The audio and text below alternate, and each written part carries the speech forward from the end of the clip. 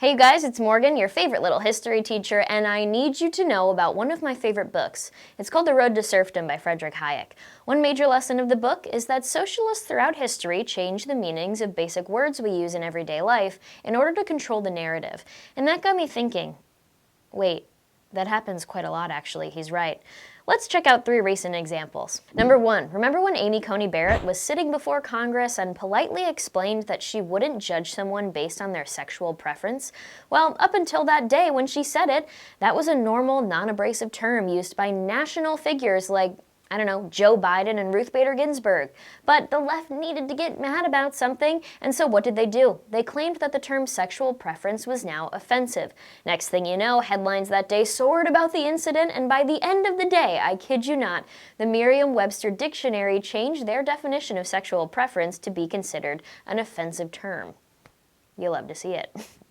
Number 2, this one hurts my heart, okay? In June 2020, the World Health Organization's website described herd immunity as, quote, indirect protection from an infectious disease that happens when a population is immune either through vaccination or immunity developed through previous infection, end quote. But eventually our lovely experts went from telling us that we only need 15 days to slow the spread and that this was just an unavoidable situation, we have to flatten the curve to not overwhelm our healthcare system, to now making it a perpetual lockdown until everybody is vaccinated. But now we're even being told that we have to stay in this weird new normal even if we are vaccinated, so that's a whole other story. But either way, once people started to push back on this crazy science, the World Health Organization changed their definition of herd immunity. By the end of 2020, the literal definition on their website was changed, claiming that herd immunity was now, quote, a concept used for vaccination in which a population can be protected from a certain virus if a certain threshold of vaccination is reached, end quote. See that shift there? Number 3, this is the most important one. What is freedom? Bernie Sanders released a video that asked this exact question. Young people popped up on the screen to ask, am I free if I have student loan debt? Am I free if I have high healthcare costs? Am I really free if I only work my dead-end job to get healthcare insurance?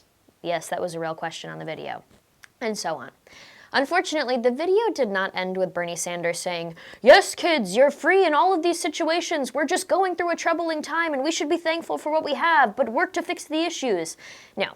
Instead, the video said, no, kids, you're not free. Freedom comes from economic freedom, and economic freedom comes from socialism. Boom, stress-free living. You're finally free, right? But wait, you're now completely dependent on a higher power. That's not good.